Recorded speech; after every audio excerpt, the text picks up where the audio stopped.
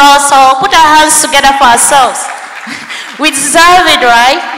We've been here since morning. I think that indicates that we are really looking for a change, right? We are really looking to move to the next level, and we are really looking at educating Africans on the importance of equity, of private equity and venture capital. Thank you so much. So we are going to move over to our next panel discussion, which is going to be focused on something that is also very close to my heart, generally.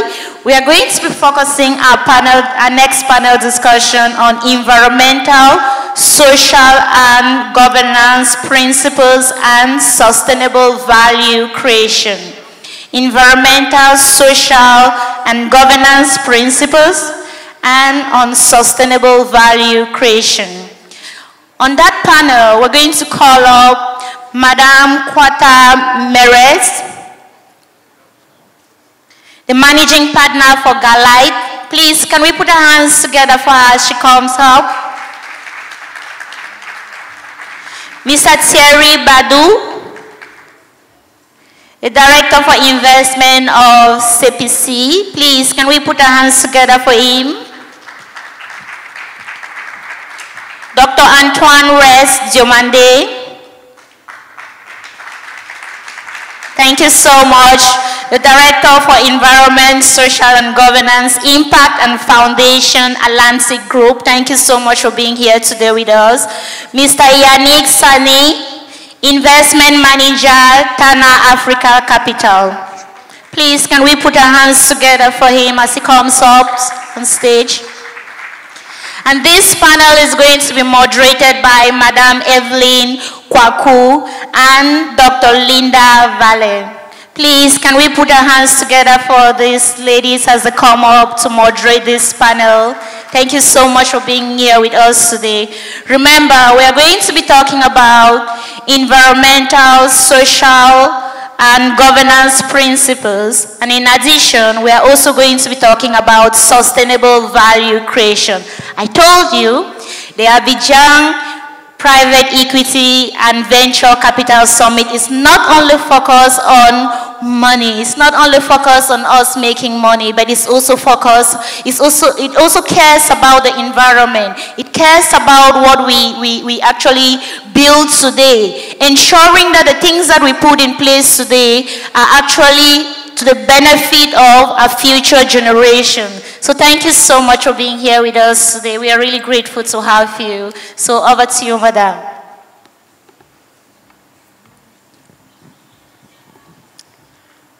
Bonsoir à tous. Bonsoir Monsieur Badou, Madame Mérez, Monsieur Diomandé et Sani. Donc nous allons mettre les pieds dans le plat. Alors je vais demander à Madame Mérez, qu'est-ce que vous pouvez nous dire sur l'histoire de l'ESG? Merci beaucoup. Merci à Jean-André pour l'invitation et merci au public pour la persévérance et de rester à des heures aussi tardives. D'ailleurs, en fait, comme nous sommes en comité restreinte, ça a un avantage, c'est qu'on puisse se confier. Et je voudrais vous confier un secret que seuls les banquiers connaissent à propos de l'ESG. En effet, au début, personne ou presque ne croyait à l'ESG. On pensait simplement que c'était une nouvelle mode ou du marketing pratiqué par les banques pour se racheter une nouvelle image après la succession de scandales financiers entre 2007 et 2008, avec la crise de subprime, entre autres, et qui démontraient la voracité du système financier et sa course effrénée derrière les gains.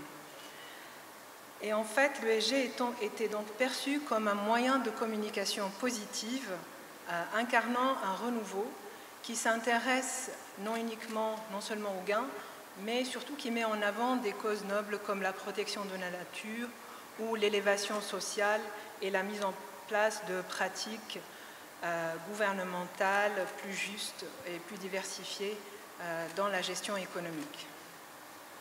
Donc c'était vraiment des notions très vagues. Mais petit à petit, l'idée a commencé à s'installer durablement grâce notamment aux premières émissions obligataires vertes qui ont été effectuées en Europe, en premier par la BEI, la Banque européenne de l'investissement, et qui a été suivie de près par les souverains européens tels que l'Allemagne et la France. Ces réussites, non seulement en termes de montants émis, mais aussi de pricing sur le marché, ont donné confiance aux banques à la validité du produit ESG, parce qu'on sait très bien que les banques ne peuvent pas vendre un produit boiteux. Et donc, ça a permis vraiment de lancer la machine ESG. En dehors des banques, il y avait aussi des choses qui se passaient, notamment grâce au travail des ONG et les hommes politiques qui commençaient à croire à la cause, et bien sûr l'organisation annuelle de rencontres concernant les changements climatiques et la fixation d'objectifs d'atterrissage à horizon de 2030-2050, notamment avec les accords de Paris, ont structuré vraiment le sujet et ont permis de mettre en place des stratégies, des pratiques, des outils de mesure et aussi à fixer les objectifs de développement durable qui sont les ODD. En fait, on sait très bien qu'après le Covid, la conscience mondiale sur le risque climatique a été accentuée.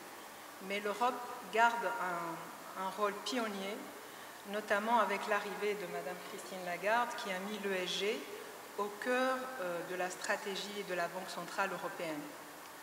Par exemple, depuis 2022, la BCE a mis en place une stratégie de rachat en priorité d'obligations d'entreprises vertes au détriment d'entreprises moins vertes ou voire polluantes. La BCE a mis en place une notation interne pour chaque entreprise basée sur l'état des émissions actuelles des gaz à effet de serre ou l'empreinte carbone de l'entreprise, l'objectif de l'entreprise pour réduire ses émissions et enfin la qualité de l'information rendue publique par les entreprises en relation avec les risques climatiques. Cette notation est restée privée, c'est-à-dire que la BCE ne communique pas sur cette notation parce qu'elle ne veut pas se désengager complètement des entreprises qui ont des notes moins bonnes, et ce pour préserver la stabilité monétaire de la zone euro, notamment dans un contexte de lutte contre l'inflation. En revanche, nous avons, grâce à cette stratégie, remarqué et compté en fait que la BCE a pu verdir son portefeuille d'actifs de près de 65%. Donc, en fait, c'est une stratégie qui marche. En dehors peut-être de l'Europe, il y a aussi des choses qui se passent. Actuellement, on compte des actifs ESG de près de 30 trilliards USD dans le monde et ce montant est prévu de passer à 40 milliards pour représenter à peu près 30 milliards de la totalité des actifs dans le monde. L'Europe devrait garder en fait une première position avec la plus grande part de 45%. Et ce qu'on remarque également, c'est qu'au niveau des fonds, la question de l'ESG devient de plus en plus en vogue, puisque les investisseurs s'intéressent à la durabilité. Et aujourd'hui, les actifs sous gestion des fonds de type ESG représentent plus de 3 trilliards, soit 8% du total des actifs sous gestion au monde. Maintenant, si on vient aux pays émergents, ce que nous avons remarqué, c'est qu'ils essaient de rattraper le retard dans ce domaine. En effet, les émissions obligataires dans les pays émergents sont de plus en plus ESG. Et l'année dernière, en 2023, près de 30% des émissions des pays émergents étaient ESG, contre 16% dans le reste du monde. Les États-Unis également ont fait des efforts et ont annoncé récemment 10 milliards pour verdir l'économie américaine. Maintenant, sur le continent africain, ce que nous avons remarqué, c'est que les banques multilatérales de développement sont à la première loge, au premier rang de la bataille ESG, avec la BAD qui a émis la première obligation verte, plutôt sociale en 2018, et la Banque ouest-africaine de développement, qui est plus ancrée dans la région de l'UEMOA, qui a émis la première obligation à objectif de développement durable en 2021. Et nous avons également les souverains africains qui misent dorénavant sur la finance verte pour financer la transition énergétique, donc notamment l'Égypte, le Bénin et tout récemment la Côte d'Ivoire qui a réalisé sa transaction inaugurale Sustainable ou à objectif de développement durable. Pourquoi je cite ces émissions? Parce que en fait, ce sont des émissions, ce sont des transactions très importantes. De par leur taille, elles drainent une liquidité très importante dans les pays émergents et surtout en Afrique, parce qu'on parle d'émissions de taille benchmark, ça veut dire supérieure à 500 millions d'euros au dollar. Et en plus, ce sont des émissions à coût très compétitif par rapport aux coûts qu'on peut trouver soit sur le marché local, soit sur le marché international concernant la finance plutôt conventionnelle. Donc le coût aussi, il est vraiment intéressant. En conclusion, l'Europe pionnière garde une avance, mais elle est rattrapée de près par les États-Unis et par les pays émergents tels que la Chine qui s'intéresse de plus en plus à l'économie verte. D'accord. Merci beaucoup, Madame Mérès, pour cette introduction. Alors, Monsieur Diomondé, vous êtes directeur ESG. Pourriez-vous nous rappeler ce que sont les principes ESG? Merci, Madame, merci aux organisateurs et on est très ravis, le groupe Atlantique, de participer à cet événement. Avant de vous donner les principes, peut-être donner un aperçu d'Atlantic Group. Donc c'est aujourd'hui 10 filiales, plus de 10 filiales dans la banque, l'assurance notamment. Je pense que nos holdings tels que FG Holding, FG Bank sont très connus sur la place. On est présent dans le secteur industriel, donc ciment, cacao. On est le premier producteur d'huile essentielle à base d'agrumes en Côte d'Ivoire. Et nous travaillons également sur des acquisitions dont certaines ne vous ont pas échappé au niveau de la presse. Donc c'est un groupe en perpétuel mouvement. C'est un groupe présent sur plus de 11 pays, donc en Afrique de l'Ouest, centrale et indien.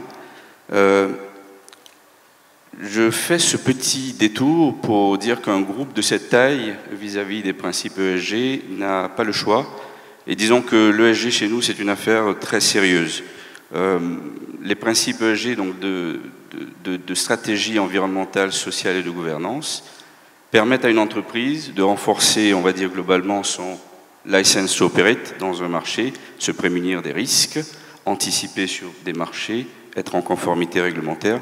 Mais aujourd'hui, de plus en plus, l'ESG, c'est un accès, pour être en résonance avec notre sommet aujourd'hui, c'est un accès à de nouveaux marchés de financement. Je pense que Mme Kautar a fait une note introductive très complète sur l'environnement ESG, sur la financiarisation de ce sujet et sur le fait que les entreprises, de plus en plus, n'ont pas le choix que d'intégrer ces critères. Je fais juste une petite note intéressante à prendre en compte, c'est que moins vous allez vous contenter des enjeux réglementaires qui sont de facto des enjeux pour lesquels vous n'avez pas d'autre choix que de les respecter, plus vous allez vous orienter sur l'innovation, les tendances, les nouveaux marchés et l'accès au financement.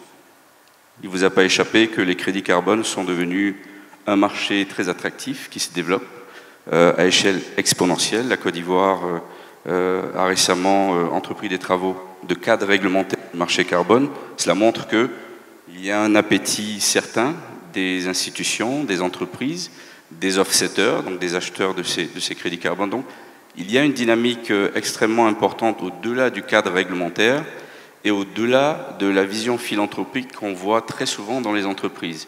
On est très souvent porté sur des constructions d'écoles, des constructions de puits, l'aide aux communautés, c'est très bien, il faut le faire. Mais l'ESG aujourd'hui, c'est un croisement de diverses sciences, c'est aller au-delà du réglementaire, c'est des reportings qui sont aujourd'hui adossés au bilan d'entreprise. Si vous prenez la directive de la CSRD qui est, on va dire, la plus récente directive internationale qui fixe le cadre du reporting ESG, vous avez des reportings très sérieux avec plus de 1000 data points à renseigner. Donc on est sur quelque chose de très structurant pour lequel les entreprises doivent renforcer, on va dire, leur vision scientifique de l'ESG. Donc juste une note au-delà des principes, une petite note que j'ai voulu faire pour qu'on entre de manière très objective dans ce sujet. Merci. Merci, Monsieur Diomandé. Alors, on va parler en fait de l'impact ou de la vue globale ou des challenges qui sont rencontrés dans la mise en œuvre de l'ESG. Alors, Monsieur Yannick Sani, nous savons qu'au-delà d'être chez Tara Capital, vous siégez au conseil d'administration de plusieurs entreprises. Donc, la question que je vais vous poser, c'est quelle est la vue, quel est le bilan que vous faites en fait des pratiques ESG au niveau de toutes ces entreprises? Merci Madame pour cette question. Je voudrais également remercier les organisateurs, Jean-André, pour ce bel événement. En ce qui concerne les pratiques ESG, d'abord à notre niveau, au niveau du fonds d'investissement Tana Africa Capital, qui est une holding d'investissement qui est focalisée sur des stratégies de private equity et de capital risque sur l'ensemble du continent africain, avec notamment des actifs à travers un certain nombre de secteurs, qui sont des secteurs qui sont liés à la consommation, donc l'agro-industrie, la grande distribution alimentaire, la grande distribution spécialisée, le secteur de la santé, le secteur de l'éducation et également les services financiers. Et effectivement, cette question de l'ESG est une question qui est extrêmement centrale pour nous. Nous existons depuis un peu plus de 13 ans avec deux actionnaires emblématiques, donc notamment le fonds souverain du gouvernement de Singapour et l'une des familles les plus riches au niveau du continent africain qui s'appelle la famille Oppenheimer, qui a une fortune d'un peu plus de 10 milliards de dollars. Donc pour nous, la question ESG est une question centrale parce que naturellement, lorsqu'on fait des investissements sur le continent africain, il y a une composante naturelle au niveau de l'ESG. Après, dans la pratique, nous, ce que nous observons au niveau des entreprises que nous suivons, c'est une difficulté dans le fait de pouvoir mesurer cet impact. Donc la mesure de cet impact est parfois un peu compliquée, surtout dans des entreprises africaines ou des entreprises familiales qui ne sont pas encore à un certain niveau de sophistication en termes de reporting. Et donc pouvoir mesurer cet impact est parfois un petit peu compliqué, mais nous essayons, lorsque nous structurons ces entreprises, lorsque nous rentrons au capital de ces entreprises, de pouvoir renforcer cette gouvernance au niveau de la mesure de ces impacts. À titre d'exemple, par exemple, nous avons un actif qui est dans la grande distribution alimentaire au Nigeria, qui est aujourd'hui donc l'un des leaders en termes de chaînes de supermarchés, avec une trentaine de supermarchés. Au moment où nous avons fait cet investissement, on avait à peu près 2000 employés. Aujourd'hui, nous en avons à peu près 4000, 50% jantes féminines. Au niveau des équipes de direction, nous avons également 50% de jantes féminines et également au niveau des cadres dirigeants de ces supermarchés, nous en avons à peu près 70% qui sont des femmes. Donc pour nous, cet impact ESG, il faut pouvoir le mesurer, mais surtout, il faut pouvoir aller sur des actions concrètes. Une autre action que nous avons entreprise pour cette entreprise que nous avons en portefeuille, c'est nous avons dans la grande distribution alimentaire au Nigeria, toujours donc un parc de supermarchés, et puisque vous connaissez un petit peu les problèmes énergétiques qu'on peut avoir au niveau du Nigeria, ce sont des magasins qui fonctionnent avec énormément de groupes électrogènes qui fonctionnent au fuel, au diesel, donc qui polluent énormément la planète. Et nous avons entamé une réflexion pour essayer d'améliorer le mix énergétique et mettre en place des panneaux solaires sur la plupart de ces supermarchés afin d'améliorer ce mix énergétique et puis dans la foulée pouvoir économiser donc des crédits carbone Et donc voilà. Donc pour nous, c'est essentiellement du concret, des actions pratiques, du concret, mais surtout pouvoir mesurer cet impact au niveau des entreprises que nous avons en portefeuille. Merci M. Massani. Nous allons revenir localement avec M. Badou. Donc la question ce serait, qu'est-ce qui est fait concrètement par l'État, en tout cas par la Côte d'Ivoire, pour vraiment créer de la valeur et surtout veiller à la mise en œuvre des pratiques ESG? Ok. Pardon. Merci beaucoup à vous pour la question. Merci aussi aux organisateurs de donner l'opportunité au CPC d'être présent sur cette plateforme. Ce que je peux déjà répondre d'emblée, c'est que pour un État, pour l'État de Côte d'Ivoire en particulier, la promotion, l'encouragement des pratiques ESG est une obligation. C'est une obligation parce que pour un pays comme le nôtre qui a placé le secteur privé au cœur de son développement économique et donc de la création de richesses, de sa redistribution donc à ses populations, il est important que nous ayons un regard particulier sur tout ce qui permet d'assurer une durabilité dans leur fonctionnement, dans leur croissance, dans leur développement et surtout leur compétitivité. Et donc cette philosophie-là a emmené depuis de nombreuses années déjà, et même jusqu'à récemment avec l'adoption, on va dire, de textes révisés, à la création, à la mise en place de cadres réglementaires qui sont ESG compatibles. Voilà, on va dire ça comme ça. Il a été adopté donc récemment, au mois de novembre 2023, un nouveau code de l'environnement en Côte d'Ivoire qui est venu renforcer l'ancien dispositif qui existait depuis les années 60 en précisant certaines notions émergentes et en définissant les modalités pour les entreprises qui sont en Côte d'Ivoire de se conformer à ces nouveaux critères-là afin de pouvoir exercer durablement et en étant compatible donc à ces paramètres-là. Je veux évoquer ici donc les questions les notions d'économie circulaire, les notions de gestion durable des déchets informatiques. On sait qu'aujourd'hui l'industrie informatique est en train de se développer, elle est en plein essor, donc l'État a anticipé un peu sur ces différents points-là.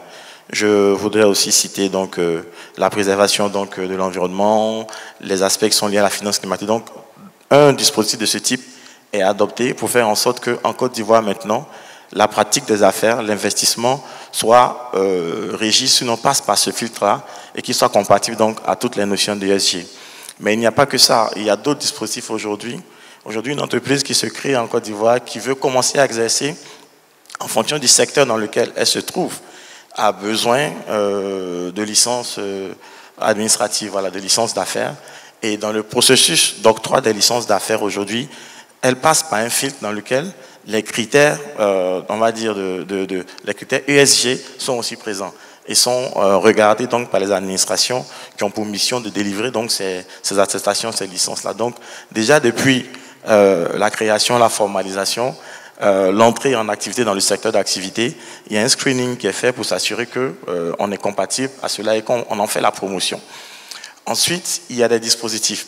En fait, ce que je veux dire simplement que l'État sait à la fois manier le bâton et la carotte. Donc, on est en contrôle dès le départ, mais on est aussi en incitation à travers des dispositifs tels que le Code des investissements aujourd'hui.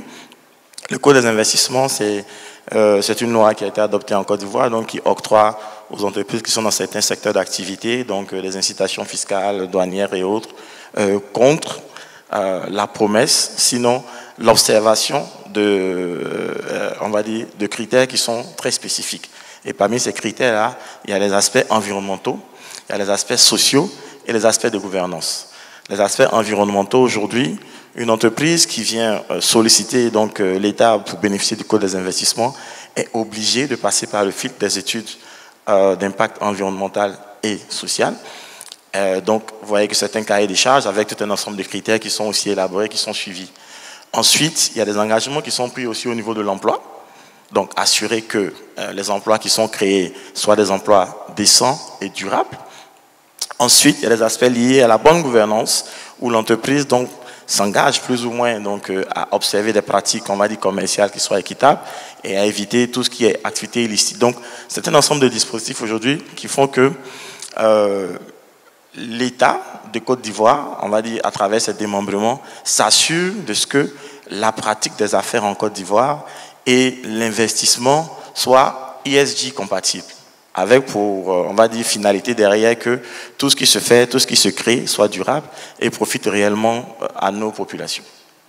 Merci, Monsieur Badou.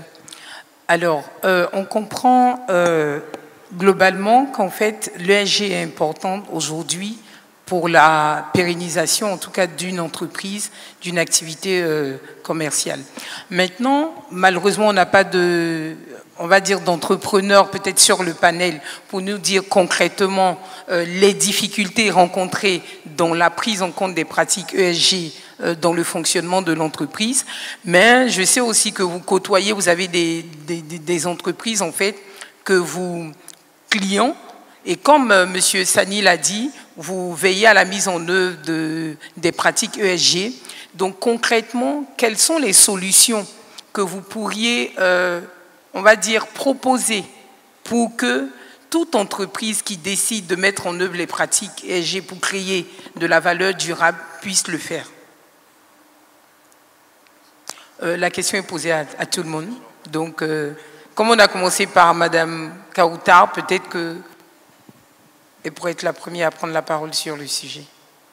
Oui, avec plaisir. Donc, il faut savoir que la création de valeur aujourd'hui est un élément très important et de plus en plus considéré dans les stratégies ESG des fonds de private equity, qui se rendent compte que l'intégration de facteurs ESG dans la prise de décision d'investissement permet la création de valeur pour les fonds et pour les sociétés de capital investissement. Ça, c'est d'un côté.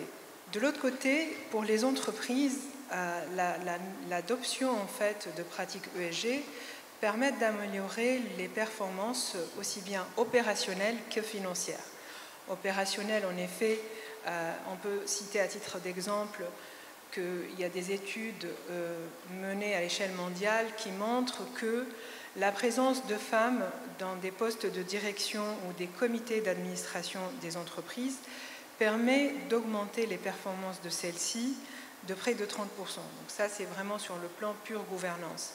Maintenant, on peut donner aussi un autre exemple qui est plus en relation avec les énergies renouvelables qui sont très souvent moins chères que les énergies fossiles et surtout plus locales, ce qui permet un affranchissement des problématiques logistiques qui peuvent émaner de crises ou de tensions géopolitiques, mais aussi de déséquilibres simples entre l'offre et la demande, ou de facteurs exogènes complètement indépendants.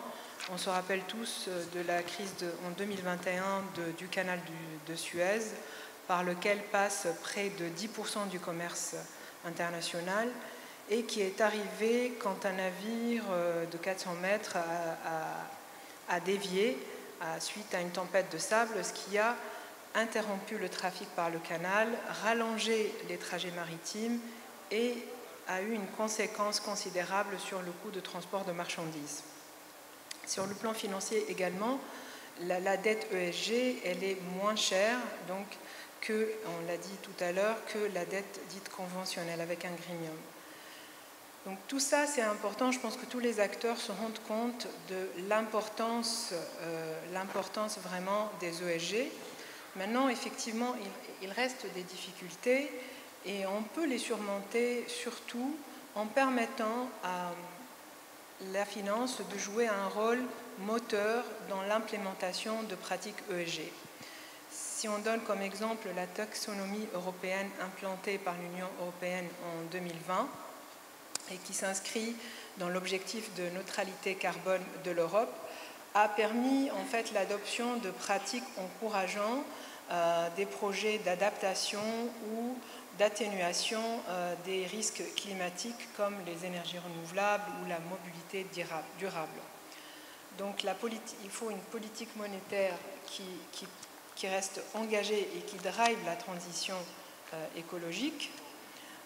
On peut aussi citer en Chine, par exemple, avec récemment un décret obligeant les entreprises cotées chinoises de publier annuellement un rapport ESG, sachant qu'il y a plus de 5000 entreprises cotées en Chine. Imaginons juste un moment l'impact que ça aura sur le reporting de la durabilité. surtout que des centaines de ces entreprises sont en fait les entreprises les plus polluantes au monde. Donc vraiment un système financier engagé et incitatif. Deuxièmement, avoir une réforme globale des institutions multilatérales de développement et opérer carrément un changement de paradigme pour qu'elles puissent se concentrer de plus en plus sur la vraie prise de risque et ne pas se contenter de financer des projets verts faciles avant de les revendre. On sait très bien que c'est un exercice difficile pour elles parce qu'elles doivent protéger la qualité de leurs actifs pour préserver leur ratio de capital et, in fine, préserver leur notation qui est la clé de voûte pour accéder aux financements internationaux à des coûts compétitifs. Mais ceci n'empêche, leur rôle fondamental reste le développement et on peut peut-être penser qu'elles pourraient profiter des nouvelles pratiques ESG, surtout en termes de gouvernance et de reporting, pour pouvoir prendre plus de risques tout en ayant des moyens de les monitorer, voire de les maîtriser. Et puis, il y a aussi une autre solution qui consiste à établir une stratégie nationale, voire régionale, pour verdir l'économie. Molière disait que le chemin est long du projet à la chose, mais on peut très bien accélérer la mise en place de la transition énergétique avec des stratégies vraiment adéquates et sur mesure pour chaque pays. Mais aussi à l'échelle régionale, avoir une intégration ESG régionale peut accélérer les choses. Si on donne l'exemple de Global Gateway, la nouvelle optique en fait instaurée par l'Union européenne et qui a permis d'inscrire en fait un pont entre le continent européen et le continent africain en finançant les connexions électriques entre l'Afrique du Nord, le Maroc, la Tunisie et l'Europe. Le but ultime étant de fournir de l'énergie verte africaine à l'Europe qui cherche à diversifier ses sources énergétiques et se prémunir contre la hausse des prix des matières premières et notamment le gaz naturel. En quatrième position, on peut aussi parler de plus de solidarité et de justice internationale pour les pays du Sud qui sont plus exposés aux risques climatiques étant donné leur positionnement géographique, mais aussi le manque de moyens et de compétences techniques, risques climatiques auxquels ils ont eu une très très faible contribution étant donné la contribution et la production de ces pays. Donc en fait les pays du Nord devraient financer et s'engager à financer l'adaptation climatique de ces pays du Sud. L'OCDE d'ailleurs estime que l'Afrique souffre tous les ans des changements climatiques et ça lui coûte entre 7 et 14 milliards par an. En plus, le continent aurait besoin de à peu près 10 milliards de dollars pour verdir son économie. Mais le gap en fait entre la demande et le besoin et les moyens reste vraiment très important, même après la dernière annonce de la COP28 de 4,5 milliards de dollars pour financer la transition énergétique de l'Afrique. Donc en fait, on revient toujours au même problème concernant les pays africains et les pays émergents en général, c'est le manque de financement.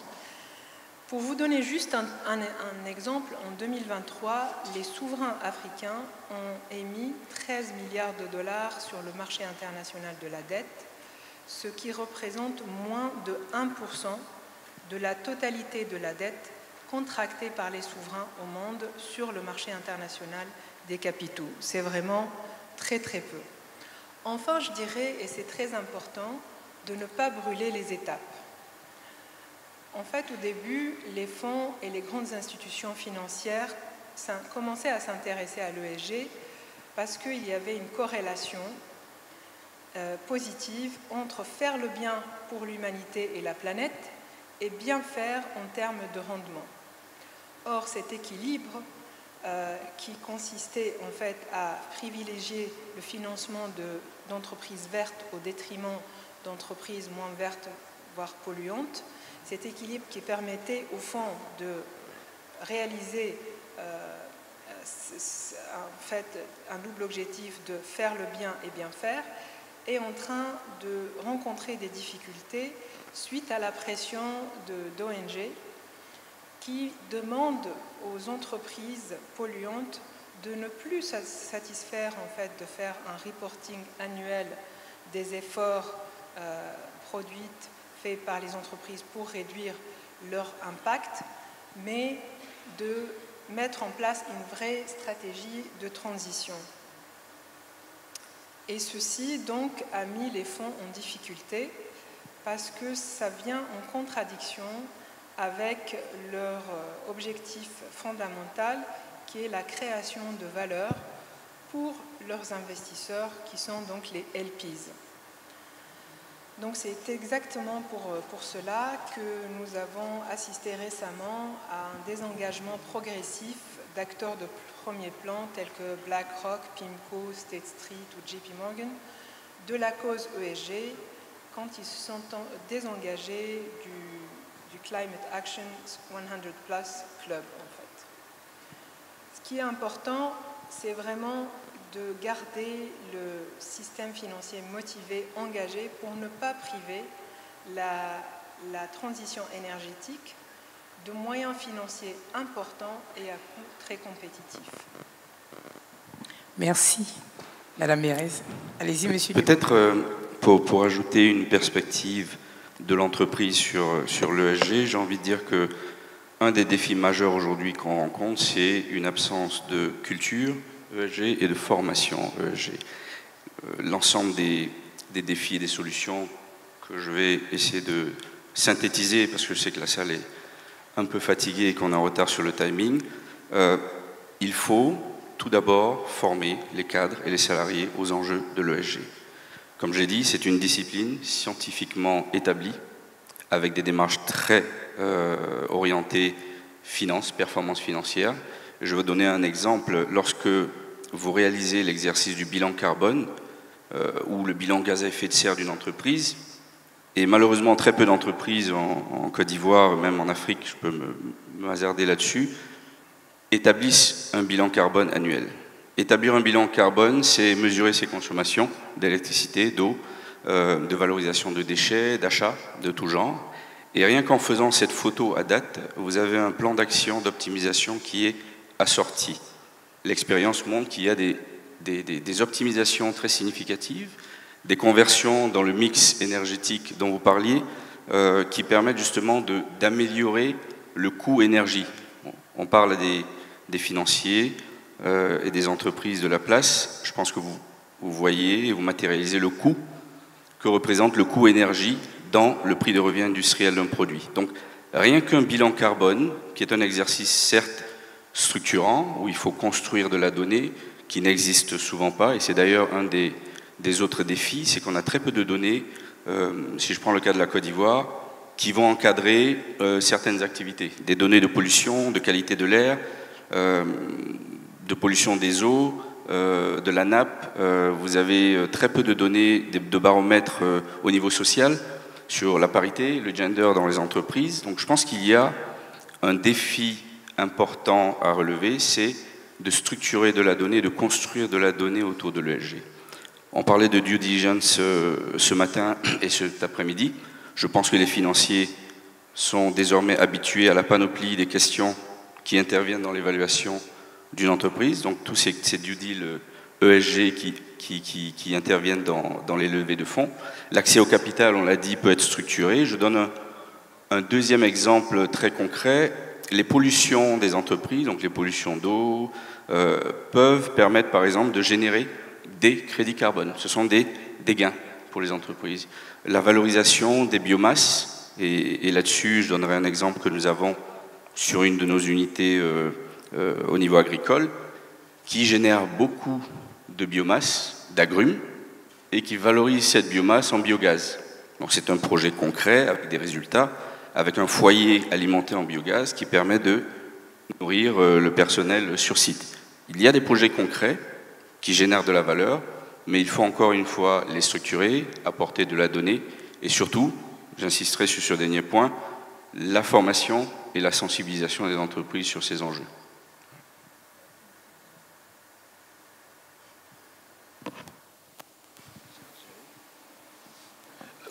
Juste pour compléter un petit peu rapidement, je pense que pour moi, la clé, elle se situe au niveau, en termes de difficultés pour l'entrepreneuriat, pour l'entrepreneur et comment essayer de surmonter cette difficulté, c'est vraiment de faire en sorte qu'il y ait un alignement d'intérêts entre l'entrepreneur et la poursuite des actions ESG. Je pense que et je pense que c'est des choses qui commencent, donc notamment avec des fonds de capital risque qui ont des composantes ESG, notamment avec des financements bancaires qui peuvent avoir un certain nombre de composantes ESG pour l'entrepreneur. S'il veut obtenir des financements, il faut qu'il prenne en compte cette composante ESG, mais il ne faut pas que ça soit contraignant, il faut que ça soit incitatif. J'ai bien aimé l'exemple de notre collègue du CPC, pour l'une de nos entreprises en portefeuille qui est un grand distributeur spécialisé dans les produits surgelés au niveau de l'Afrique francophone, au Gabon et en Côte d'Ivoire, le groupe Sangel. Nous avons fait une entrée en marché il y a 5 ans au niveau de la Côte d'Ivoire et nous avons demandé un agrément CPC et effectivement, il y avait toutes ces composantes ESG au niveau environnemental, au niveau social, au niveau de la gouvernance. Et pour nous, c'était incitatif, parce qu'il y avait notamment des incitations fiscales pour pouvoir faire ces investissements importants et notamment pouvoir créer des emplois en local, mais également pouvoir s'approvisionner en produits locaux, développer donc des chaînes de valeur locales, au lieu donc d'importer des produits et donc émettre des crédits carbone, mais vraiment avoir une composante local content qui est beaucoup plus importante. Donc vraiment, pour moi, la clé, il faut que ça soit incitatif et il faut qu'il y ait un parfait alignement des intérêts avec l'entrepreneur, avec le conseil d'administration et avec les investisseurs au niveau des aspects ESG. Merci, Monsieur Sani. Oui, en tout cas, je voulais vraiment remercier l'intervenant précédent pour avoir mis en lumière en fait ce que nous recherchons aujourd'hui en ayant adopté tous ces dispositifs et en faisant la promotion, on va dire, de tout ce qui de la composante ESG aujourd'hui dans l'investissement. Je vais dire que c'est une obligation, c'est une chose dont on ne peut pas faire l'économie aujourd'hui.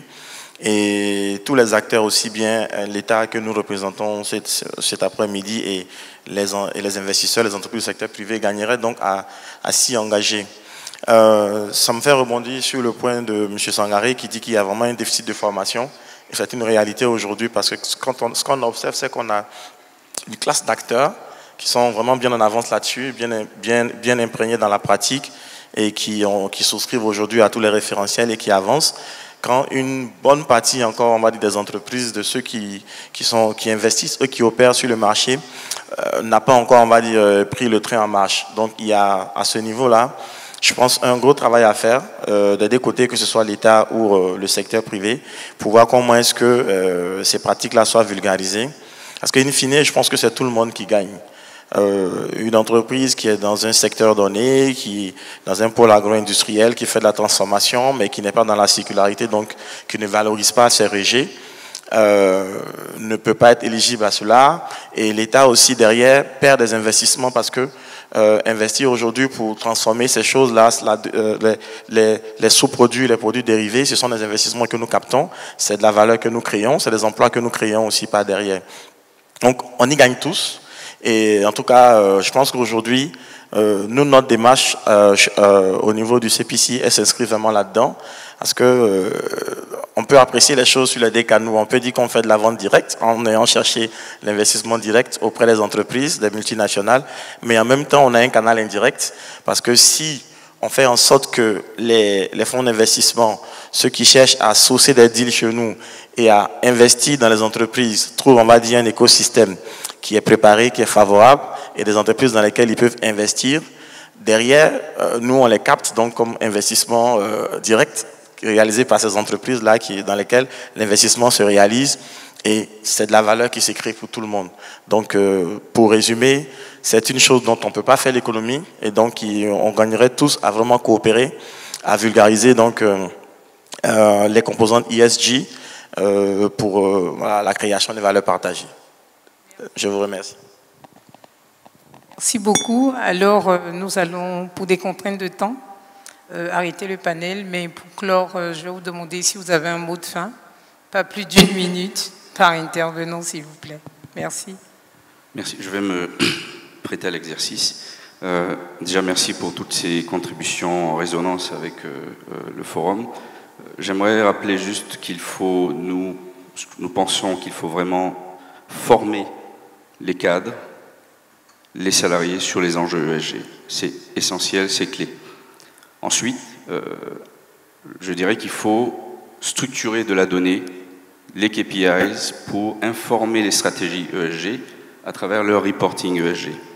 Et puis enfin, je pense que dans la lignée de ce forum, il nous faut des initiatives, qu'elles soient publiques, privées ou entre private equity et entreprises, pour renforcer l'initiative collective autour des enjeux ESG. Je pense que c'est essentiel. Il y en a beaucoup d'initiatives internationales. Je pense qu'on n'a pas besoin de chercher très loin. Il faut renforcer ces cadres pour créer du benchmark, créer du partage de connaissances, de bonnes pratiques entre entreprises, et puis générer de l'action collective, de l'impact pour réduire les émissions, on va dire décarboner l'ensemble de nos chaînes de valeur. Merci.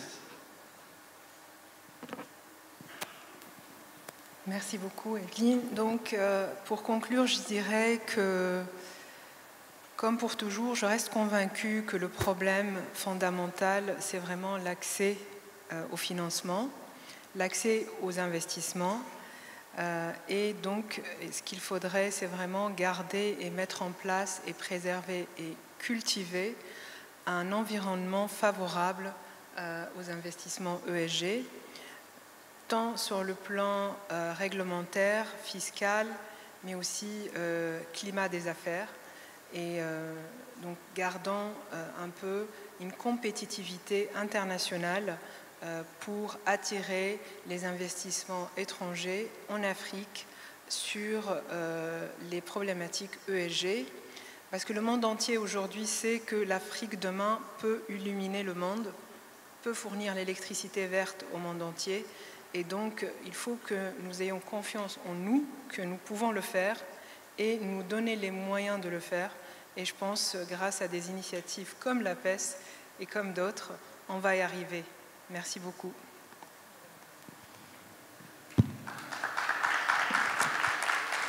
Un dernier mot rapide de mon côté. Donc, je dirais, en tant qu'investisseur et en tant que fonds d'investissement qui est focalisé sur l'Afrique, faire de l'ESG et se focaliser sur de l'ESG, c'est avoir des bons retours sur investissement dans la durée et dans le temps. Merci. Allez-y, monsieur. Merci. Dernier mot, en tant que représentant d'une agence de promotion d'investissement, c'est dit que tout est mis en œuvre, en tout cas ici au niveau de la Côte d'Ivoire, donc pour créer un écosystème qui soit, on va dire, favorable à ce que à la fois les fonds d'investissement et les entreprises qui sont donc, on va dire, obligés d'une certaine manière donc, de considérer l'ESG dans leur démarche, puissent s'exprimer et trouver, on va dire, l'écosystème de l'environnement pour évoluer. C'est une démarche qui sera gagnant-gagnant pour tout le monde et nous, en tout cas, on est prêts à jouer notre partition. Merci, monsieur Badou. Merci à l'auditoire et c'en est fini.